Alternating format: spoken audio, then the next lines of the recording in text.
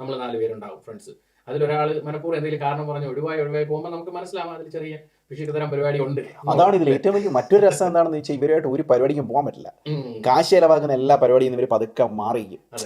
കുറച്ച് കാരണങ്ങളെ പറഞ്ഞ് എക്സാക്ട്ലി. അല്ലെങ്കിൽ അങ്ങനെ കാശ് ലാഭിക്കുന്ന പരിപാടിക്ക് ഇവർ പോകും. എങ്ങനെയാണെന്ന് വെച്ചാൽ ഗ്രൂപ്പ് പരിപാടി, ഗ്രൂപ്പുകൾ ഓർഗനൈസ് ചെയ്യുന്ന പരിപാടിക്ക് ഇവർ പോകും. കാരണം എന്താണെന്ന് ചോദിച്ചു കഴിഞ്ഞാൽ അതിനകത്ത് കാശ് ലാഭിക്കാം.